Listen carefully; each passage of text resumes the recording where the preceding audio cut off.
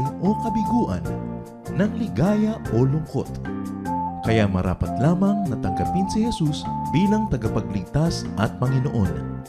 At matapos yun ay panariwain ang katapatan at paglapit sa Kanya bawat araw o day by day.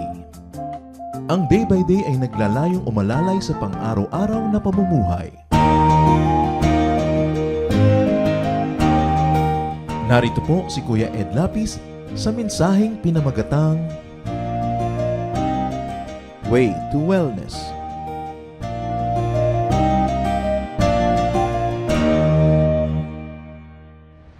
Second Kings 5:1. Naaman was the commander of the Syrian army. The Lord had helped him and his troops defeat their enemies. So the king of Syria respected Naaman very much. Naaman was a brave soldier, but he had leprosy. Ang pangunahing katauhan ay si Naaman, na siyang pinuno ng hukbo ng Syria. Ang Syria ay isang napakatandang bansa na hanggang ngayon yung pa rin yung pangalan. At bagamat hindi siya Israelite, itong si Naaman ay kinakasihan ng Diyos at nabasa natin na siya ay pinagpala ng Panginoon para magwagi siya sa mga digmaan. At dahil naman doon, siya ay iginalang, nakilala, napansin ng hari ng kanyang bayan.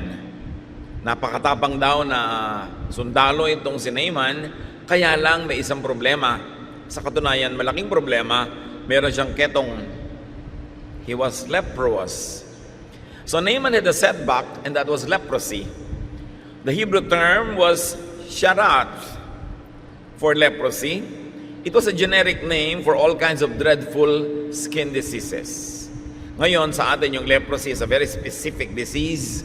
Nung araw, lahat ng mga sakit sa balat na lampas sa lalim ng balat ang epekto sa katawan ng tao, tinatawag nilang leprosy, isang pangalan para sa lahat ng uri. Maging yung hindi leprosy na matatawag sa panahon na ito. Leprosy pa rin ang tawag nun.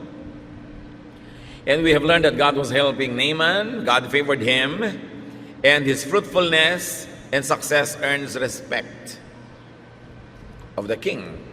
Agad-agad may lesson na tayo para sa sarili nating buhay. We want to be respected by kings or by ordinary people. We have to work well. We have to be fruitful. Napakalaking idinadagdag sa ating value bilang isang tao, yung tayo ay kapakipakinabang sa lipunan na ating kinabibilangan. 2 Kings 5:2-3. I am reading from the Contemporary English Version. One day while the Syrian troops were raiding Israel, they captured a girl and she became a servant of Naaman's wife. Sometime later, the girl said, if your husband Naaman would go to the prophet in Samaria, he would be cured of his leprosy. So God begins another round of favor for Naaman. God gives him victory with a notable bonus, an Israelite girl who prescribes cure. Nagkaroon na naman ng panibagong mga pagpapala na nakalaan para kay Naaman, kung bakit siya mahal ng Diyos, hindi pinaliwanag. Merong pagtatangi sa kanya. At this time, kanila namang sinalakay mismo ang Israel. At sa bayan ng Samaria, meron silang nahuling isang babaeng bihag, isang dalagita, na naging katulong, naging alalay nitong asawa ni Naaman. At yung mismong dalagita na yun ang nagsabi, alam niyo po, yung problema ng asawa niyo na leprosy, madali yan. May propeta po kami sa Samaria na kung siya lang ay sasangguni, magpapagamot, gagaling siya. What is important here, that this was just an ordinary maid who was captured from another country. It was so easy to ignore her and to just relegate her to becoming a household help. But we should discover people's other ablenesses. We should discover people's other abilities. We should discover people's real great talent and roles that they could play in our lives. Kung minaliit nila yung babaeng ito at hindi nila bigyan ng boses, hindi nila bigyan ng karapatang magsalita, mag-suggest, linis lang siya ng linis ng sahig o laba ng laba, hindi nila malalaman na meron palang dadaling blessing sa kanila ang dalagitang ito. Ang tao, hindi siya pwedeng i-define ng kanyang kalagayan sa buhay, ng kanyang economic status, even ng kanyang gender, ng kanyang marital status, o ng kanyang present job description. Maraming kakayanan ng tao, karunungan na maaaring hindi pa nagkakaroon ng pagkakataong lumabas o kaya ay lumiwanag at ma-appreciate ng iba, na kung tayo ay may bukas na isip, makikita natin halimbawa na yung driver ay hindi lang pala ng skill niya, ang galing pala niyang pintor.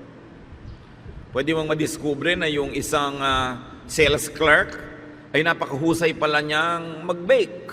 You'll never know until you give people a chance and until you create an atmosphere where they could prove themselves. Apparently, in the house of Naaman, there was freedom even for the maids to speak. So the maid says, "Ma'am, yan pong inyong husband, pwedeng gumaling. May propeta kami na kilalang kilala at maaaring makatulong sa kanya." So in our real lives, in our lives today, and among the people that we move with, we should dig for God's real blessings, not the ordinary, mundane things that we just see. So anong tunay na blessing noong tagumpay ng pakikipaglaban nitong si Naaman? Hindi yung tagumpay, yung nakapag-uwi siya ng isang bihag na babaeng magtuturo sa kanya kung paano siya gagaling. Yun pala ang tunay na blessing doon. Kaya anuman ang nagiging tagumpay nyo sa buhay, itatanong nyo na sa sarili nyo, ito na ba talaga yon? O ito'y isa lamang hakbang para mapalapit ako doon sa tunay na naghihintay na blessing sa akin. Dahil itong si Naaman mabe-bless noong payo ng batang babaeng ito. 2 Kings 5:4 up to 5. When Naaman told the king what the girl had said, the king replied, "Go ahead, I will give you a letter to take to the king of Israel." Hindi naman pwede siyempre basta na lamang sumangguni itong Naaman na to doon sa propeta kasi tatawid siya ng border, may ibang hari doon, may diplomatic consequences. May formalities. Kaya nagpaalam siya sa kanyang hari, pwede ba akong sumangguni doon sa propetang ipinayo ng aking katulong sa bahay?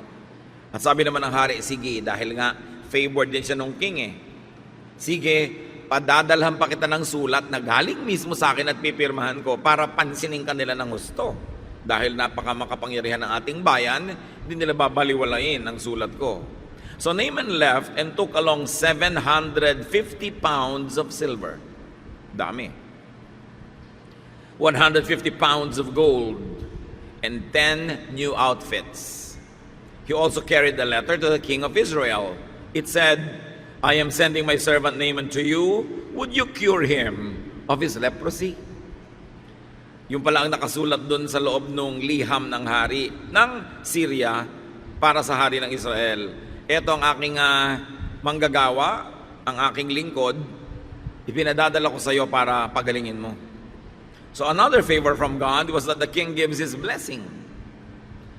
And the gift inventory says, an all-important mission.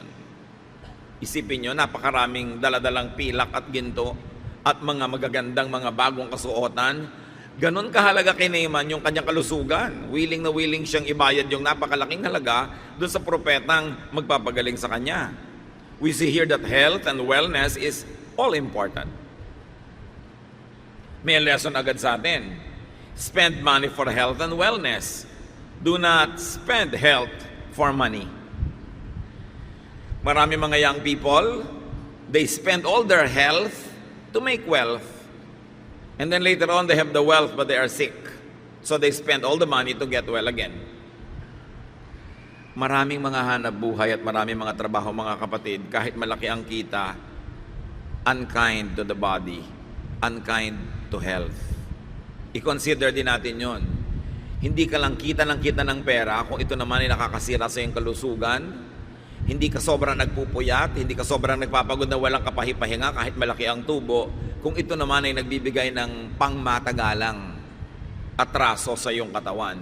Dahil pagdating naman ng panahon, wala ka ng kalusugan, uubusin mo ngayon ang pera mo, kahahanap ng kagamutan. Mabuti, hanggang maaga, inaalagaan natin ang ating katawan at binabalanse yung pagkagustuhan natin sa kita at yung pag-iingat sa ating kalusugan. 2 Kings 5:7. When the king of Israel read the letter, he tore his clothes in fear and shouted, "That Syrian king believes I can cure this man of leprosy." Does he think I'm God with power over life and death? He must be trying to pick a fight with me. Nabahala yung hari. Kasi sabi ba naman ng kapwa-hari niya na may sulat, pagalingin mo itong aking alipin na may dala-dala sa'yo ng sulat. So ano akala niya sa akin, Diyos? Pinapagaling niya itong pasyenteng ito? O baka naghahanap lang yan ng away?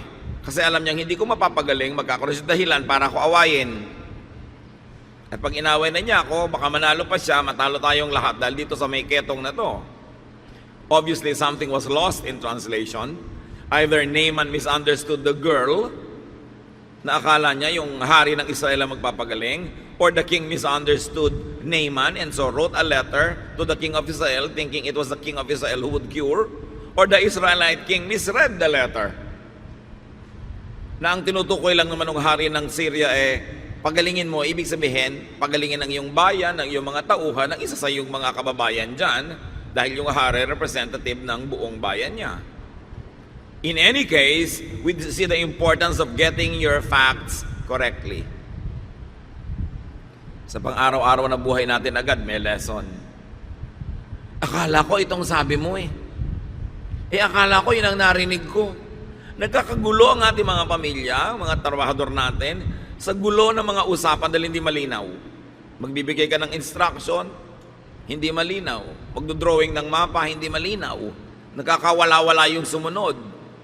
Nasa isang kanto, nandun na yung destination mo, yung pala mga 5 kilometro yung pagitan. Hindi mo lang sabihin 5 kilometers pa bago dumating yung X. Kaya pag may 3 kotseng nagbiyahe, siguradong may mawawala dong 2. Sisihan ng sisihan, ang haba-haba. Kahit kumisa sa pagbabasa ng Biblia, ganyan hindi naman yun nasabi, akala mo lang Namamatay ka sa pagsunod, tiis ka ng tiis, hirap ka ng hirap, hindi naman pala yun yung pinapagawa sa'yo. Akala mo tuwang-tuwa sa'yo yung Diyos, yun naman pala merong misreading. Kaya mahalaga ang tao talagang nagbabasag mabuti, nakikinig na mabuti para maunawaan kung ano yung instruction. Now, the Israelite king gets needlessly worried, and like many of us, his fear was needless. Hindi naman niya kinailangan na takot kung naintindihan lang niya. Tulad din sa atin sa buhay, marami tayong kinakatakutan kasi hindi natin naintindihan. Hindi natin naintindihan the way things work. That's why we're always afraid.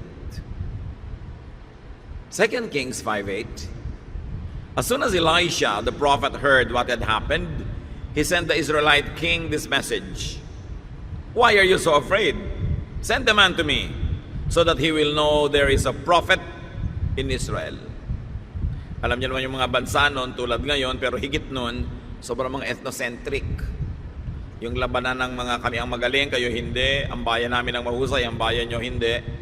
So nakarating kay Elisha na nagligalig ang hari dahil sa dumating na sulat. Nagpadala naman agad ang message ang Elisha, bakit ka natatakot? Pupuntahin mo sa akin. Pagagalingin natin at nang malaman nilang lahat na merong propeta sa Israel, na merong lingkod ng Diyos dito, na meron ditong taong kinakasihan ng Espiritu ng Diyos na kayang daluyan ng himala. So fear could be unnecessary. Even the king was haunted by a needless fear. Information and knowledge could prevent much needless fear and worry. Mahalaga, dumadagdag ang ating kaalaman. Bukas ang ating isip. Hindi may nagpapaliwanag, ayoko nang pakinggan, mahirap intindihin yan. Ayoko na mag-aral, ayoko na madagdagan ang alam ko. Kasi siyempre, mas mangmang ang tao, mas maraming kinakatakutan. At mas delikado naman kung at is na at is siya kasi nga dahil sa kamangmangan. Kasi hindi naman niya alam na may panganib naman pala. Yung pag-aaral, yung stretching our intellectual muscles, pagdadagdag ng karunungan, tungkulin natin yan sa ating sarili at sa Diyos. Binigyan tayo ng utak para payamanin at alagaan at patalinuhin. Dapat nadadagdagan ng katalinuhan yan araw-araw at hindi siya natutulog na parang sebo. Kailangan active ang brain ng tao. 2 Kings 5:9-10. Naaman left with his horses and chariots and stopped at the door of Elisha's house. Elisha sent someone outside to say to him, "Go, wash 7 times in the Jordan River, then you'll be completely cured." So nalaman na ngayon itong si Naaman yung pasabi ng propeta At siya ay umalis sa palasyo ng hari at pumunta siya doon sa kinilalagyan ng propeta, isang simpleng bahay.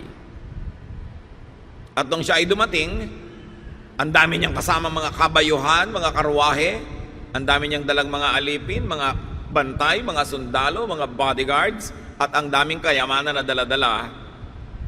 But he was surprised because of a non-event reception that awaited him and his otherwise impressive retinue and cargo. Inaasahan niya dahil siya ay isang kinikilala sa kanilang bansa. Dala pa niya ang sulat ng hari niya sa hari nitong host country na Israel. Ang dami pa niyang mga kasamang mga attendants at alalay at ang dami niyang dalang kayamanan. Inaakala niya magkakagulo yung barangay nitong propeta sa pagdating niya at siya sasalubungin siguro ng banda ng musiko, tutugtugan at malaking ritual ang mangyayari. But what happened? A third-rate servant conveyed an uneventful protocol. Ginoong propeta, nandito na po ang pasyente. Ang dami pong kasama. O lumabas ka doon, sabihin mo, maglublob siya sa ilog ng 7 beses at umuwi na siya, gagaling siya. Matutuwa ba kayo kung kayong VIP, ganun yung treatment? 2 Kings 5:11. But Naaman stormed off, grumbling, "Why couldn't he come out and talk to me? I thought for sure he would stand in front of me and pray to the Lord his God, then wave his hand over my skin and cure me." So nagalit, minasama nitong si Naaman yung hindi paglabas ng propeta sa niya. Bakit hindi niya ako hinarap? Di ba niya alam na VIP ako? Marami ko dalang pera. Pinalabas lang niya katulong. Tapos wala pang kakwenta-kwenta yung payo. Ba't hindi niya ako ipinanalangin sa harap ng lahat? At ikinaway-kaway ang kanyang kamay. At pagkatapos gagaling na akong biglaan. So itong pasyente, meron na pala siyang nakatanim sa utak niya ng paraan kung paano siya papagalingin. Hindi naman siya itong gagamot. Naaman's expectations were unmet. He expected a VIP treatment, a ceremonious ritual, an instant and a magical cure. Like many churchgoers now, they think they should deserve VIP treatment. Lalo't mayaman. May magandang kotse, magandang damit, may mga kasama mga yaya, ina-expect pagdating ipepedicure ng pastor. Sister Donya, sit here, halika dito, ganyan-ganyan. Marami mga expectation ng mga tao. They expect na magdodonate ako dito, nasa na yung dodonate ko, bakit ang tagal? Yung kandaming dalang kayamanan. No? Huwag natin kakalimutan, we go to church because we need the Lord and we need the blessing and we need the blessing that only through the church happens. If you are bringing some wealth, some donation, fine, but don't expect VIP treatment. Everybody's VIP anyway. Lahat ng tao, kinakasihan ng Espiritu ng Diyos. Sinisikap nating igalang ang lahat ng tao, but never expect VIP treatment. Dahil hindi yun ang kalooban ng Panginoon para sa mga tao. Sinabi sa New Testament, pag may dumating ng magara ang bihis, huwag niyang ikandara pa. Di rin naman kayo bibigyan yan Diba? Maganda lang ang damit, kanya lang yun. Don't be too impressed. Pero hindi naman natin dapat baliwalain. Bakit ganun ang ginawa ng propeta, hindi niya hinarap? Di ba ginagamot ng propeta yung pasyente? So yung hindi niya pagharap, part of the treatment. Kasama yon sa panggagamot. So by now, nagkakaroon na tayo ng clue kung anong tunay na sakit nitong si Naaman. The prophet would not give him an ego massage because it was not the cure he needed. Our expectations from prophets, from religious leaders, from the church, from the brethren could also be frustrated. Sometimes, because the workers are really not very good. It can happen. Kahit na gano'n ang laki ng intention ng isang administration na to be kind, to be accommodating, to be professional, the people who are tasked to do it are not always up to the expectation. Kuminsan ay mayroong mga kaabalahan, kuminsan may kapabayaan din, pero yung behavior, huwag tutularan itong si Naaman. Nagdabog. Biglang bumaligtad, lumayas, iniwan niya yung lugar. Ayoko ng kanyang klaseng treatment, pinaghihintay ako. You know, people go to church, people join the church with set expectations also. biglang susulpot at gusto magpa-counsel nang walang appointment. They expect that you drop everything because they arrived. Their majesties arrived at the door. Yung mga ganong klase mga expectation. Siyempre, ang lahat naman tao may demands. But the more demands we have and everybody else has a demand, we should learn to fall in line. We should learn to put order into the scheme of things, and we should be able to appropriate commensurate attention depending on the gravity of the need. So hindi naman lahat pwedeng i-prioritize at hindi lahat pwedeng personal attention ng prophet ang ibibigay. So mahalaga, lumalagay sa lugar. Sa isang ganyang sitwasyon, lalo't pumupunta ka sa man of God, ganun ang binigay sa yung treatment, isipin mo muna, baka naman ipinag-pray ako noon, spirit-led ang ginagawa niya. Kasi ang tunay na sakit itong si Naaman, mataas ang pride. Naging proud siya sa kanyang mga accomplishments. Kaya kasama sa panggagamot sa kanya ng propeta na siya ay turuan ng humility. Kung siya ba naman ay hinarap agad ng propeta, pinaghain ng pagkain at minasahe, at kung ano-anong ginawa sa kanya, yung pride niya hindi mawawala, lalong lalago. Yun nga ang pinagmumula ng sakit niya.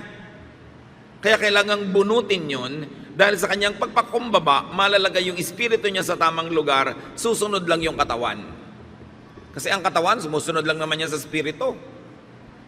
Subukan yung magalit, tataas ang presyon nyo, di ba? Sumusunod pati blood pressure sa inyong emotion. Subukan yung matakot, magpapalpitate na inyong heart. Sumusunod lang yung heart sa nararamdaman ng inyong espiritu. It all begins with the spirit. That's why many wholeness kind of treatments will begin with the soul, will begin with the attitude. So yun ang binigay ng propeta sa kanya. Hindi siya inisnab. Tinuturuan lang siyang magpakumbaba. Kasi maaaring yun ang nakalimutan na niyang gawin dahil sa taas ng kalagayan niya sa lipunan. At saka, ang kaharap mo is the man of God. Kahit ka pa general, kahit ka pa hari, prophets went to the palace to scold the king when they have a message for the king.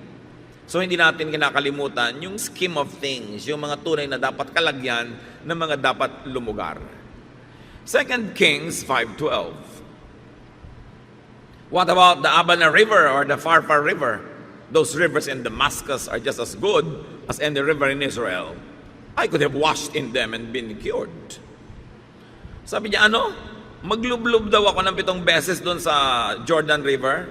River ba yan? Sapa lang yan Ang totoo naman, kung nakita nyo na yung river na ito, kung ikukumpara kahit sa mga ilog ng Pilipinas, napakaliit na sapa lang. Subukan mo lumusong, aahon yung putik sa ibabaw kasi ang putik-putik pa, hindi pa mabuhangin. It's not really a great river, except that it was the only river in Israel. And this time, it was the river prescribed by the prophet na magpapagaling kung lulublob doon itong pasyente. Sabi niya, wala bang mga ilog sa bayan ko? Mas maganda pa yung Abana River or yung Pharpar. Doon na lang sana ako naglublob. Dito pa ako dumayo para yun lang pala ang ipapagawa sa akin. So here, what does show? Ethnocentrism, pride, arrogance, entitlement, all revealed by Naaman's behavior and complaints. Dahil na-offend siya at hindi siya hinarap, nilait pa niya ang ilog ng Israel at pinagmalaki niya yung sarili niyang ilog sa kanyang bayan. Pero ang tanong, napapagaling ba siya ng ilog na yon kahit ipinagmamalaki niya? So, mga lessons sa buhay niya, do not go to your Samaria, then compare the river there with those in your native Damascus. Whatever that Samaria or Damascus are in your own life.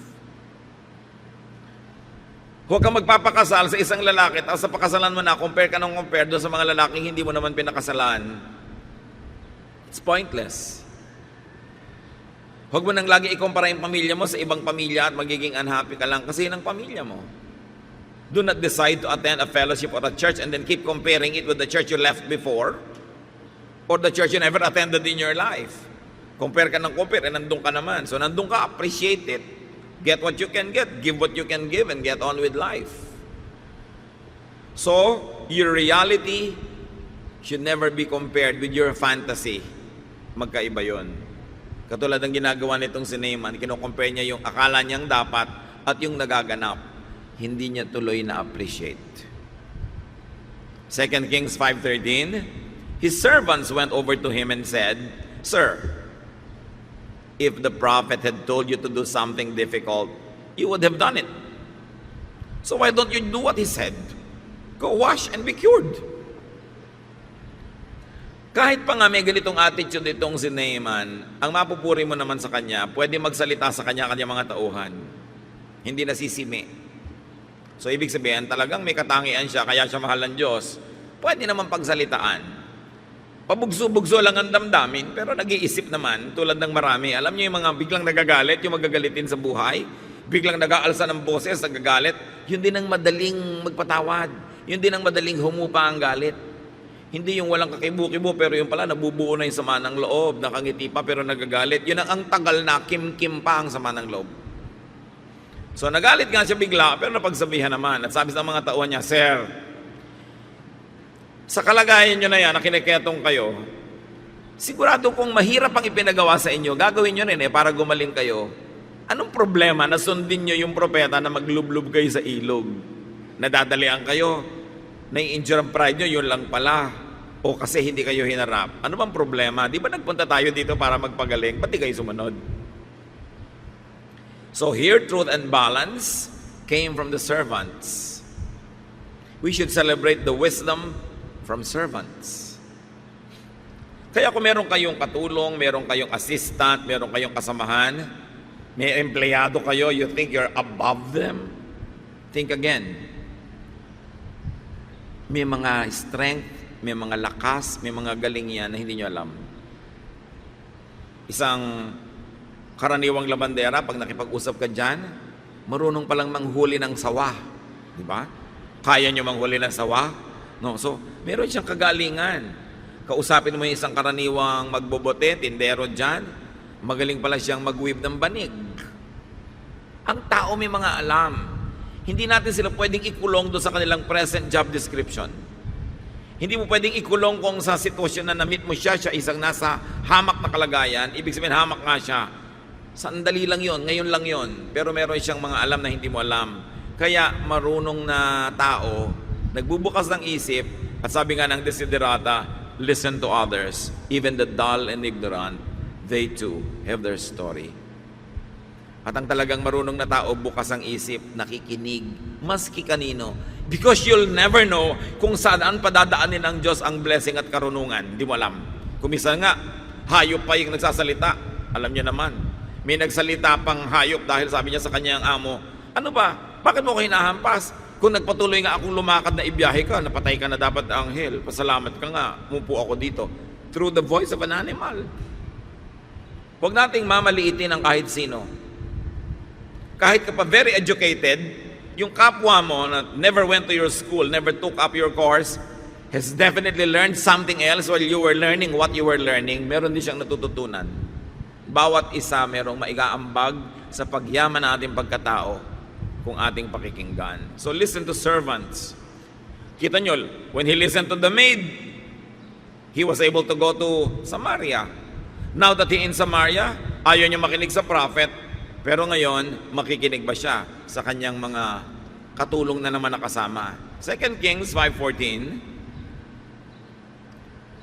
Naaman walked down to the Jordan, lumusong sa ilog. He waded out into the water and stooped down in it 7 times, just as Elisha had told him. Right away, he was cured, and his skin disease became as smooth as a child's. So, nakinig siya, lumusong sa ilog, at sabi siguro ng mga katulong, 1, lubog siya, 1, 2, lubog siya. Nagpaka-humble. Hindi naman kasi madali sa isang great man na lumusong sa isang ilog na hindi naman talaga kagandahan, at bibilangin mo pa kung ilang beses ka lumubog. It's an act in humility. It was an exercise in humility actually.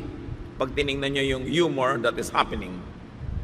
So, cure as prescribed worked. Not in the impatient patient's terms, but in the terms of the apostle or the prophet himself. Here you see that obedience and humility could heal many emotional and spiritual diseases. This is the heart of the matter.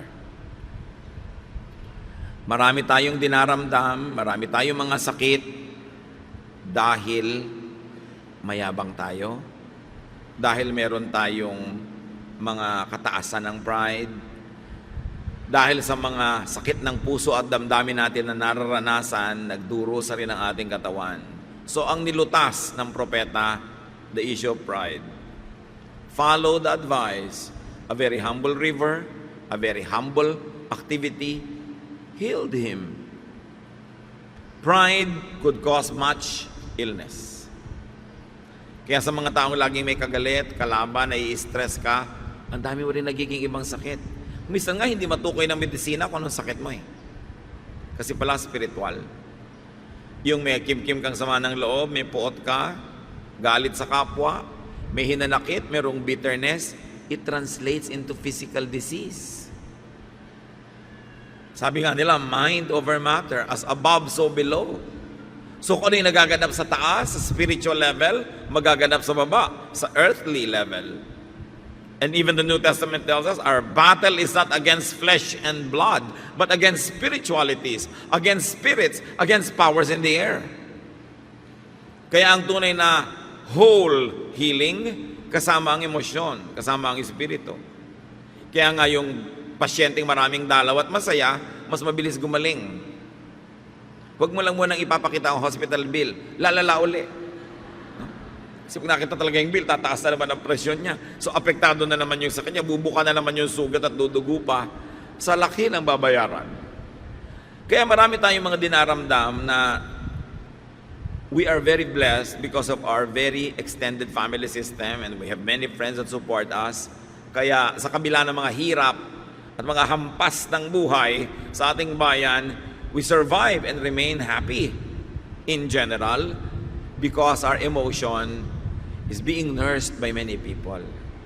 Blessing yun, yung marami tayong kasama, nagpapayo, at kung ay pinapayo sa iyo kung minsan, labag sa yung pride, sundin mo dahil maraming gumagaling pag ang tao nagbababa ng kanyang pride. So gumaling. Instantly gumaling siya. Kaya naman, yung kutis daw niya ay naging parang kutis ang sanggol. Yung pride siguro, malakas ding magpapangit ng balat. No? Yung yabang, yung mga marami kang kagalit, yung stress, kitang-kita mo sa balat. No? Kitang-kita mo sa pagmumukha ng tao kung marami siyang kaaway. Hindi kayang takpan yun ng make-up. So mahalaga talaga na your heart is in the right place. 2 Kings 5:15. Naaman and his officials went back to Elisha. Naaman stood in front of him and announced, "Now I know that the God of Israel is the only God in the whole world. Sir, would you please accept a gift from me?" The understatement of the century. Sabi niya, alam ko, mayroong Diyos talaga at ang Diyos sa Israel ang siyang tunay. At sabi niya, Ginoo, marapatin niyo po bang tanggapin ang munti kong regalo sa inyo? Yung mga hindi mahila-hila ng mga kariton ng mga silver and gold niya. So Naaman returned to the prophet to acknowledge God and to offer gifts. It was gratitude. It was very proper. It was the most proper exchange. It was a very proper balancing act. You receive a blessing, you give a gift. But this time, the prophet is the one that becomes mysterious. 2 Kings 5:16, "I am servant of the living Lord." Elisha answered, "And I swear that I will not take anything from you." Naaman kept begging, but Elisha kept refusing. Sabi niya, alam mo, lingkod ako ng Diyos, so hindi ko tatanggapin yung mga dala mo. Hindi ako tatanggap na anuman. Sige na po, please, please. Nagmakaawa, tanggi naman ang tanggi itong propeta, magmamakaawa ulit yung si Naaman, at ganoon na naganap ng matagal. Elisha's receipt of such gifts could negatively affect Naaman. He could be proud again, and he could be sick again. So the prophet refused. Pag tinanggap ko yung binibigay mo, usually naman tinatanggap ng mga prophet yung binibigay sa kanila dahil yun naman ang ikinakabuhay nila. Wala naman sila ibang trade, wala sila ibang hanap buhay kundi mag-prophesy. So yung mga taong kanilang pinaglilingkuran naman, nagdadala ng mga regalo, ng mga pagkain, kung ano-ano, dahil ganun talaga ang buhay. Diba? Pero this time, hindi niya tinanggap yung dala ni Naaman. Dahil nga naman, baka naman kung tanggapin niya, manaig na naman yung yabang nitong Naaman na to. Sabihin, oh, gano'n lang pala, pwede naman palang bigyan niya, pera-pera lang din, kahit propeta, pwedeng bigyan. Tinanggap din. So, itatrato ngayon yung propeta na tulad din ng lahat ng mga pinapasweldohan niya at inaabot-abutan, mawawala yung kanyang pitagan. So, hindi na lang tinanggap ng propeta. Kung yung propeta naman ay hindi nagdududa na mangyayari yon, like nakakatiyak siyang hindi naman yayabang ito kahit tanggapan, malamang tatanggapan niya. Gano'n naman talaga yung nangyayari nun. But this time, it was a special case. Ang pagtangging ginawa ng prophet was for the sake of the patient, so that the patient would not have any reason to be proud again. So it was sacrificial refusal.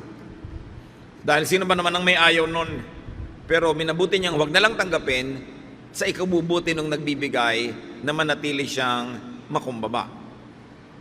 Now the prophet could have refused such gifts because he had no need for them. That's one possibility. But it's unlikely.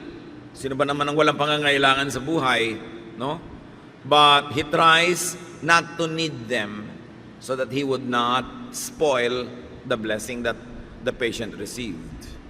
Pwede rin that he was giving Naaman a continuing cure or therapy in humility. So huwag mong tagapin. Or he did not want to be beholden to the rich and the powerful patient. Para manatili na lang yung dignity ko, sa'yo na lang yung sa'yo, tanggapin mo na lang yung blessing. Probably that was to keep his prophetic office independent and free. Alam nyo, yung may mga prophetic offices, may mga healing ministries, mga spiritual ministries, namimili rin kung sinong tatanggapan at hindi. Pinipili mo kung sinong binibigyan, pero mas pinipili mo kung sinong tatanggapan kasi yung dignity, yung dangal ng iyong ministry, maaaring makaladkad kung tanggap ka na lang ng tanggap, kung kani-kanino na lang.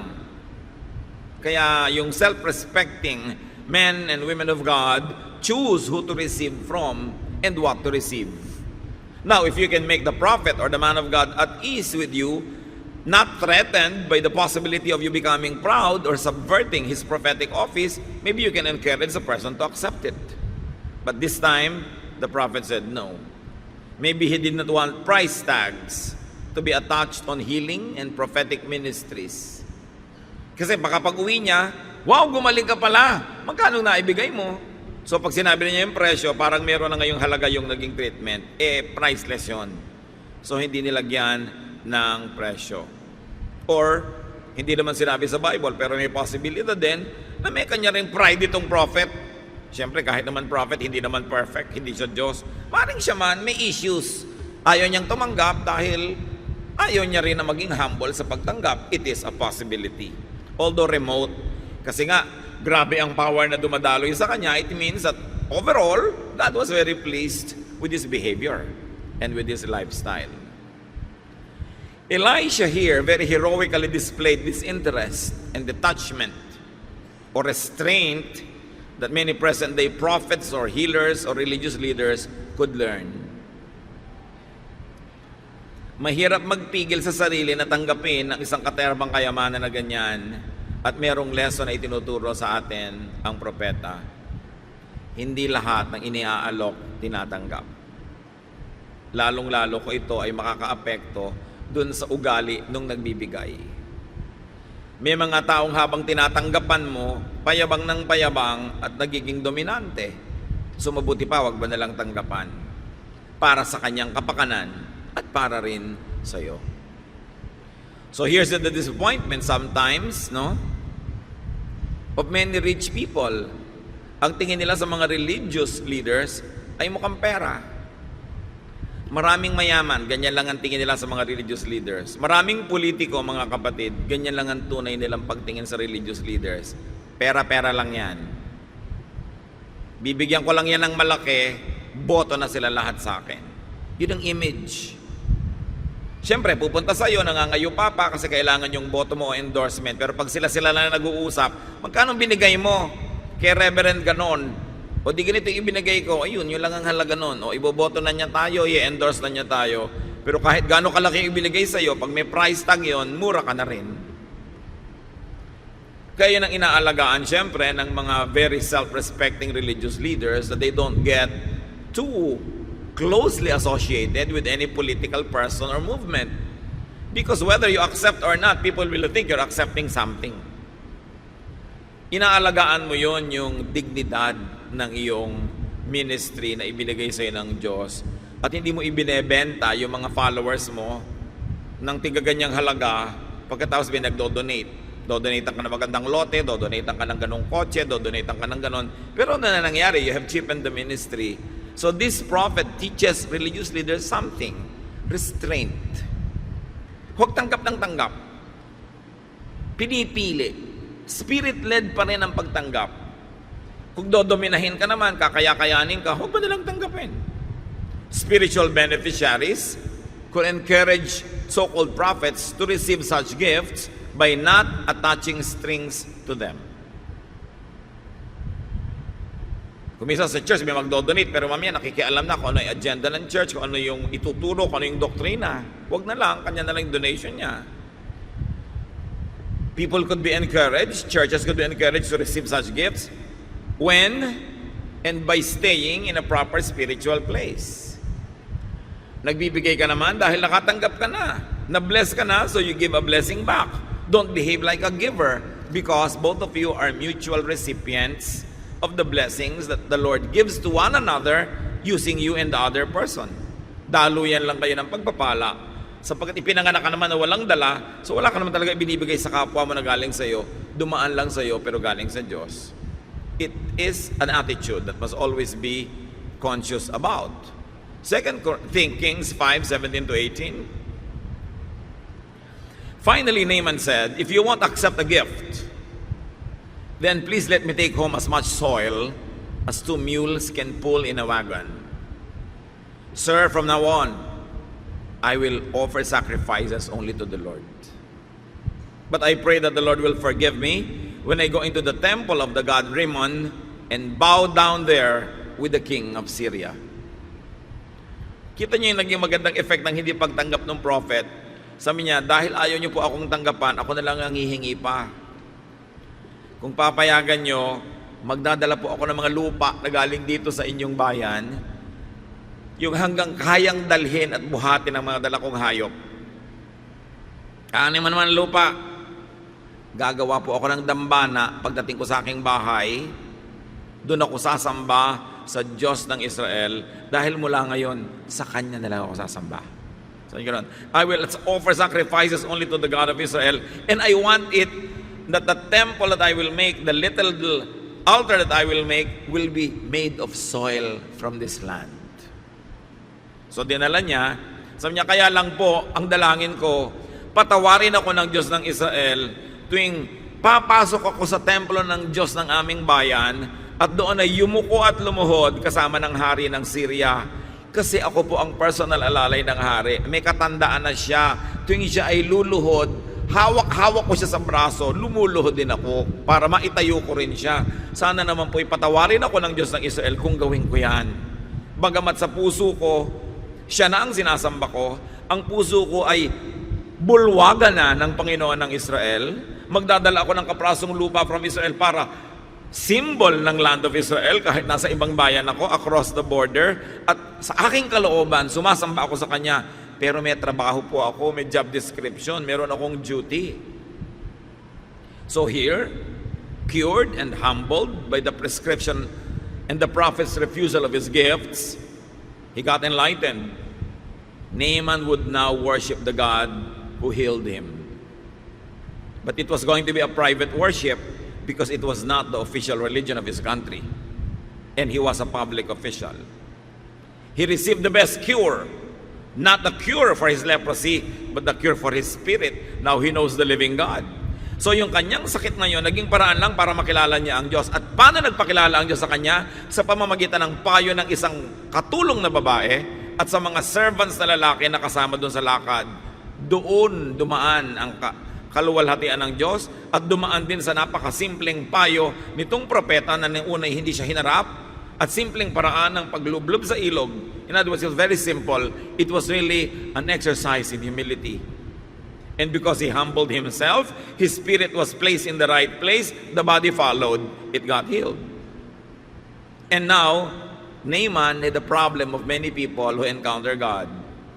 Yung mga taong biglang nag-born again, mga taong biglang nakapag-Bible study, mga taong biglang nakakilala, nagkaroon ng karunungan, ang kasunod bigla, may religious issue. Paano yan? Iba ang religion ng kamag-anak ko, iba yung religion ng mga trabaho ko, iba yung religion sa aking paligid. So Naaman seeks understanding for religious accommodation that he had to do when he went back to his country. And what was that? Public attendance in their temple when he assists the king.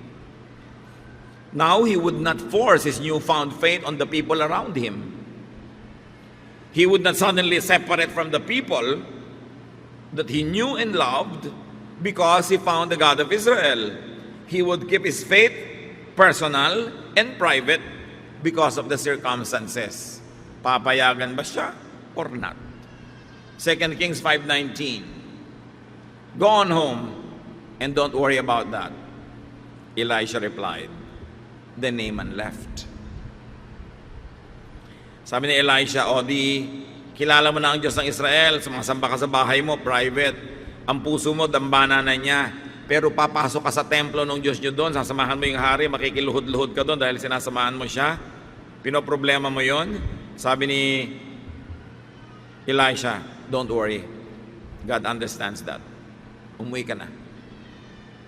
Itong mahigpit na propeta, itong propetang hindi nabili ng regalo, itong propetang hindi na-impress sa taas ng ranggo ng kanyang bisita, itong propetang mahigpit, sabi, naintindihan ko, walang personalan, trabaho mo yun gawin mo, but don't forget to worship privately. Marami sa atin, mas mahigpit pa sa propeta na yan.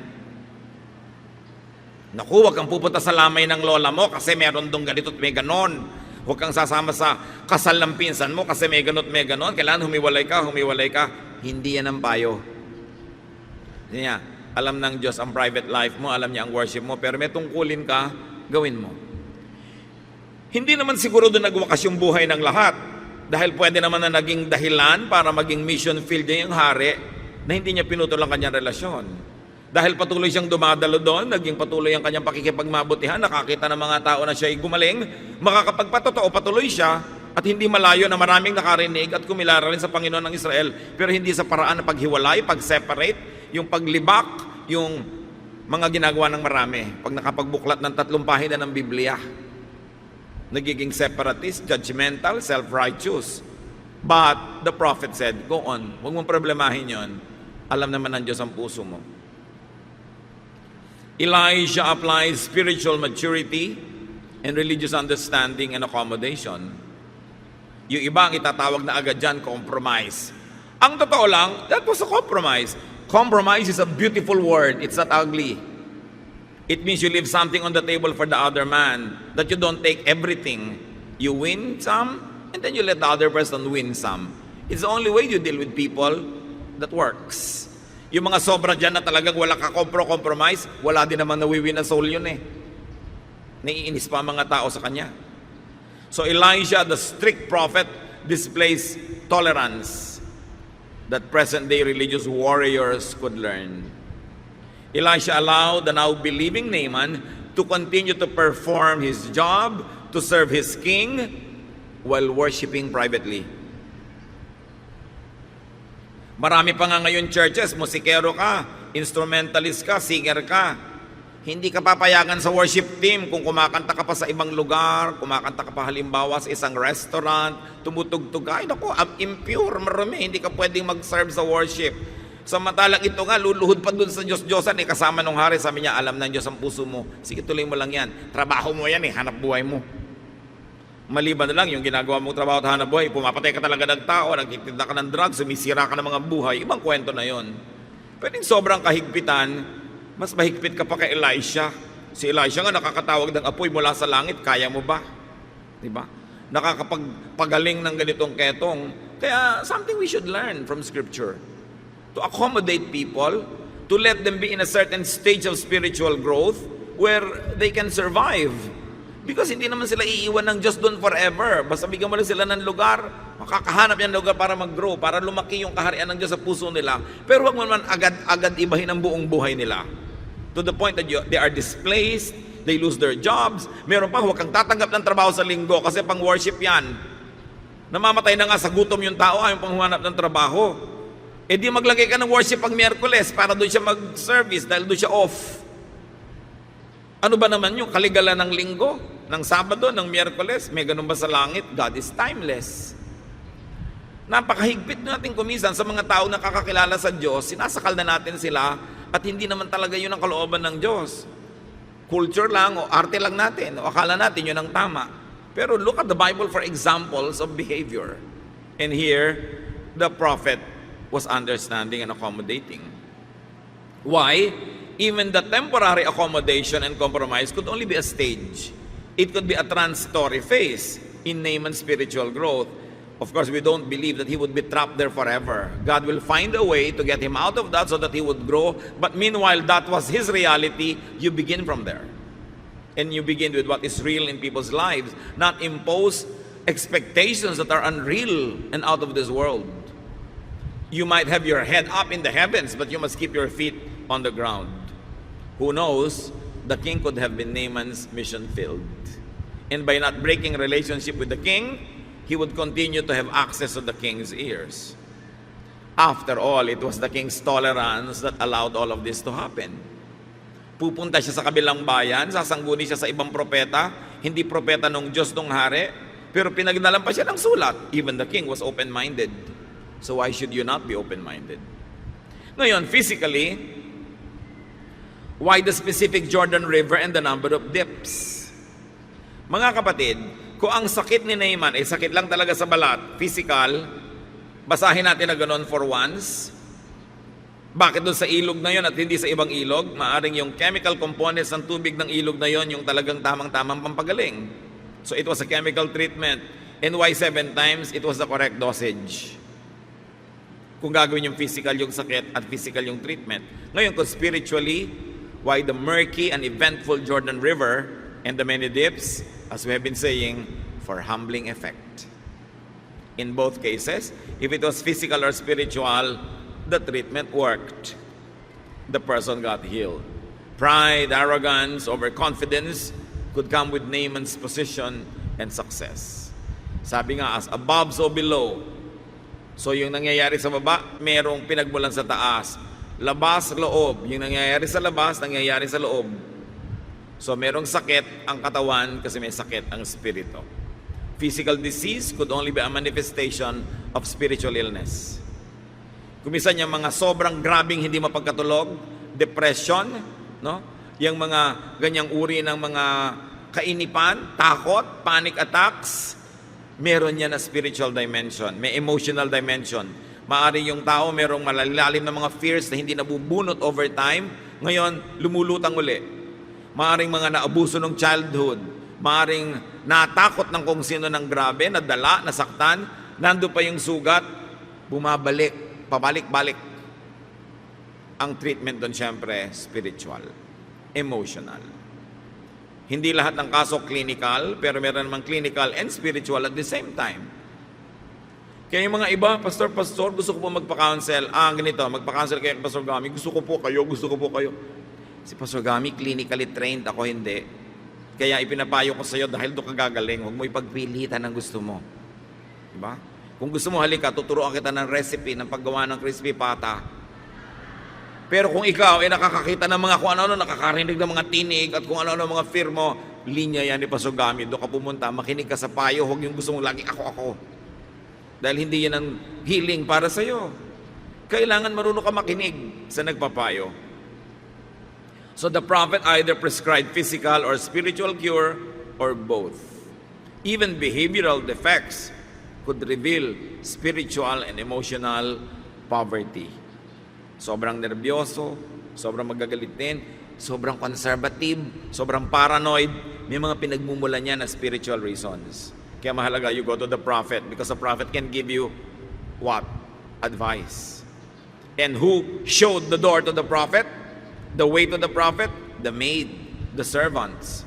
So yung mamaliitin ang payo ng mga taong sa palagay nyo ay hindi ganun kalakihan sa lipunan. Naaman's leprosy brought the greatest blessing to him because he was led to meet, to know, and to worship God. Mga kapatid, there is a Naaman in each one of us. Lahat naman tayo may kani-kanyang leprosy. May kani-kanya tayong sakit ng katawan, sakit ng espiritu, sakit ng emosyon. Pero huwag kayong patalo. Be led to your humble position so that you would go to your Jordan and dip 7 times and then meet your God and realize that God really is real and that God helps you. A certain disease can break you, but why not allow it to make you by making you dependent on God, positioning yourself correctly so that you could receive God's blessing. The same heat that melts the wax hardens the clay. So yung isang problema ng isang tao, naglapit sa kanya sa Diyos. Yung problema rin na yun ng ibang tao, naglayo naman sa kanya sa Diyos. Bakit nyo hahayaan maglayo sa inyo? May problema kayo, nasasaktan kayo, nalulungkot kayo, meron kayong kabigatan, huwag kayong lumayo sa Diyos. Gamitin nyo yun para lalong lumapit. At pag nangyari yon, naging blessing yung inyong naging hirap, imbes na maging daan para lalo pa kayong mabulid at lalo kayong malagay sa mas malalim na hirap. So what could be your leprosy? Ano bang iniinda nyo sa buhay? May sakit kayo? Makipagniig kayo sa Diyos, lumapit kayo sa Kanya, ibigay man niya o hindi ang kagalingan, yun lang lumalapit kayo, nananalangin, nakikipagniig sa Kanya, blessing na yon. Kasi may sakit kayo, pwede rin naman kayo magdabog, pwede kayo magreklamo, pwede kayong magalit sa pati nag-aalaga sa inyo, awayin nyo dahil mainit ang ulo nyo. Pero anong ganda ang idadala sa inyo noon? Anong ikabubuti nyo sa ganon? Wala kayong kapera-pera, so mag-aaway kayong mag-asawa. Magkakapera ba kayo sa pag-aaway? So wala kayong kapera-pera, lalo kayong magmahalan dahil yun ang alang ang kayamanan nyo. The same problem can make you better or it can make you bitter. You choose. Kung ano naman ang kalagayan natin, God could turn every disadvantage to an advantage. And whether or not you get it your way, katulad nitong si Naaman, gusto niya ganung paraan, pero hindi naman yung binigay sa kanya, natuto siyang sumunod, gumaling siya. Ngayon, hindi man gumaling ang sakit ng katawan mo, pero kung gumaling naman yung iyong emosyon. Halimbawa, yung paa mong naputol, hindi na tumubo ulit dahil putol na no? Pero yung emosyon naman natutunan mong tanggapin yun, natutunan mong sumaya kahit naputol yung paa mo, natutunan mong maging mabunga, didaig mo pa yung nagkapaa. Kasi hindi naman lahat ng taong dalawa yung paa, mabunga at masaya. So maaaring ibigay sa iyo physically, maaaring hindi, but definitely you will always gain spiritually if you will really just obey God and believe in God. So what could be our leprosy? Listen to your maid, whoever that is. Listen to your servant, whoever that is. Humble yourself for cure, for peace, for wellness. Humility could be the best medicine in our life. Because when you are humble, God is pleased. And when God is pleased, there is nothing impossible with God. Worship when blessed. Don't forget that when you are blessed, this guy was bringing his offering except hindi tinanggap. Kasi meron din siyang issue. But bring your offering. Bring your thanksgiving. Glorify God. Bring this soil to your native land and worship God privately, especially when you cannot worship God publicly. And remember, the prophet understood. The prophet accommodated the difficulty that Naaman was in. We should extend the same understanding to other people and not always judge them when they accommodate a job, work, or people in their lives. Iba-iba tayo ng degree at level ng maturity. You do not expect full maturity from people. Lalo't kakasimula pa lang nila. Give them space. Give them time to grow.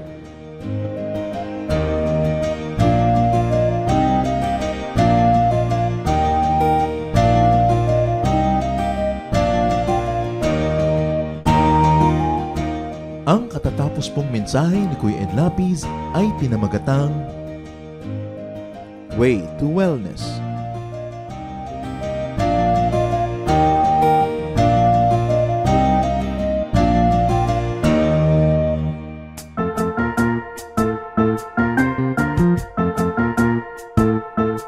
Oras na po para pansamantalang magpaalam ang programang Day by Day. Tayo po'y magsama-sama tuwing ika-6 hanggang ika-7 ng umaga, araw-araw. Magandang umaga po at mabuhay ang Panginoong Hesus.